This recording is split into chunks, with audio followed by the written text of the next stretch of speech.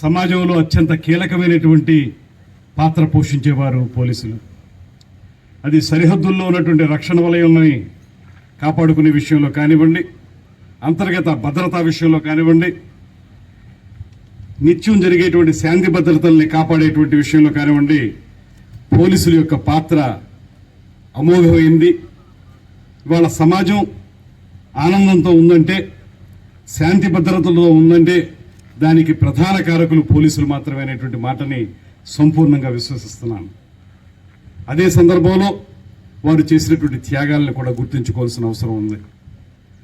1959లో జరిగినటువంటి లడఖ్లో జరిగినటువంటి చైనా దాడుల్లో మృతులైనటువంటి 10 మంది సరిహద్దు భద్రతా దళాల వారి సంస్మరణార్థం అప్పటి నుంచి మనం ఈ సంస్మరణ దినోత్సవాన్ని నిర్వహించుకుంటున్నాం.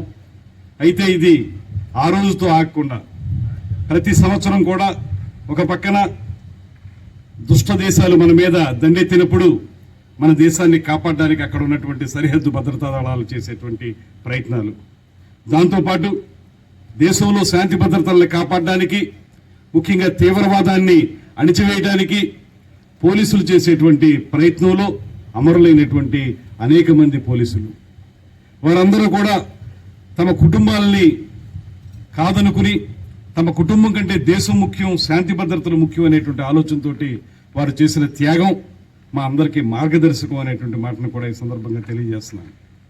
ఇవాళ ఈ సంవత్సరం దేశం మొత్తం మీద 191 మంది అమరులయ్యారనేటువంటి మాట కూడా తెలుస్తోంది.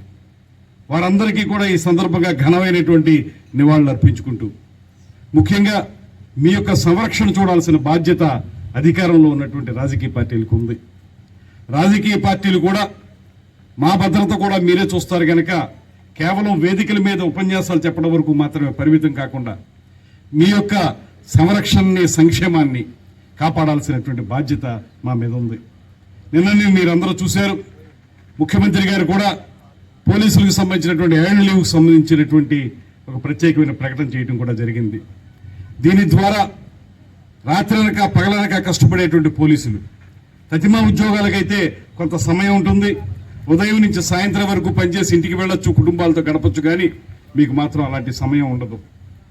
ఏ క్షణం ఎక్కడ ఏ చిన్న ఇబ్బంది జరిగినా మొట్టమొదటి ఫోన్ వచ్చేది పోలీసులకే. తక్షణమే మీరు దానికి హాజరు కావాల్సి ఉంటుంది. హాజరు అవ్వటం మాత్రమే కాకుండా వెంటనే రంగంలోకి దిగాల్సి ఉంటుంది. ఆ రంగంలోకి దిగినటువంటి క్రమంలో ఇబ్బందులు రావచ్చు, మీకు మీ ప్రాణాలు కూడా ఇబ్బందులు వచ్చేటువంటి పరిస్థితులు రావచ్చు. ఇటువంటి నేపథ్యంలో మమ్మల్ని